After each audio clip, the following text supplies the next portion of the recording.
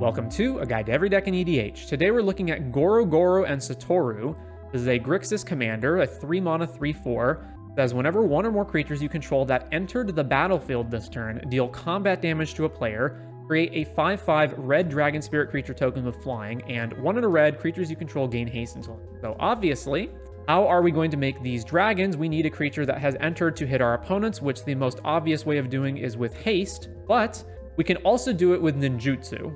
So to that end, we are going to play haste and ninja creatures, and we're going to attempt to win through generating a whole bunch of big flying dragon tokens, or by taking infinite combat steps. Since the more combats we can take, we can keep triggering our creatures that entered to keep making more 5/5 dragons. We've got Loyal Apprentice, which generates haste thopters. We also have Moon Circuit Hacker as a looting/cantripping ninja. We've got a bunch of card draw related things here. Obviously, we're attacking our opponents, so cards like Gix and Grazlax are going to be pretty nice. But we've also got our ninjas like Ingenious Infiltrator and Ninja the Deep Hours and Yuriko.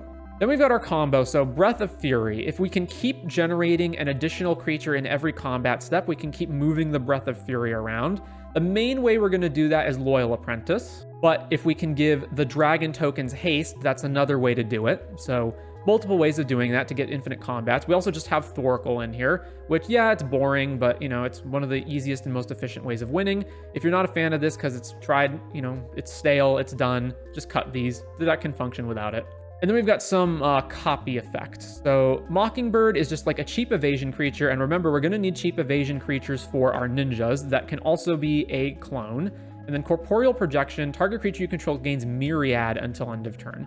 So this is another way of hypothetically comboing with Breath of Fury, because you can keep attacking with the same creature while moving the Breath of Fury around to tokens. Then we got a bunch of counterspells, including Mausoleum Wanderer, because again, cheap evasion creatures. More evasion with Phoenix Chick, and then other things that give haste like Ashling's Prerogative and Mass Hysteria. And in particular, if we Ashling's Prerogative name even, then all of our dragon tokens get haste. So then if we take extra combat steps with those, we can keep making more and more. Pretty straightforward Grixis mana base, not much to see here, with maybe the one exception being Sokenzan, since this is a land that turns into haste creatures. A little bit of protection for Goro-Goro, some ramp, and especially including things that trigger off of hitting our opponents like Grim Hireling, Professional Facebreaker, and the new Rev.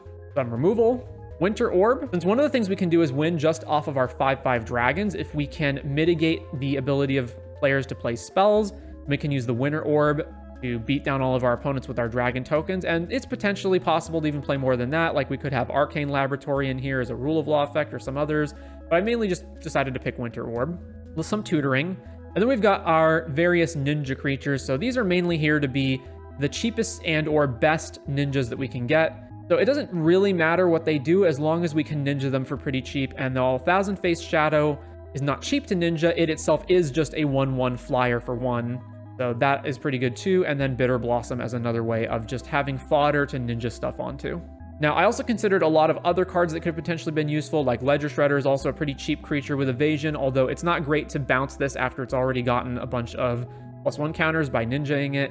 Baleful Strix is also good to ninja because it's a cantrip creature that you can ninja back to your hand.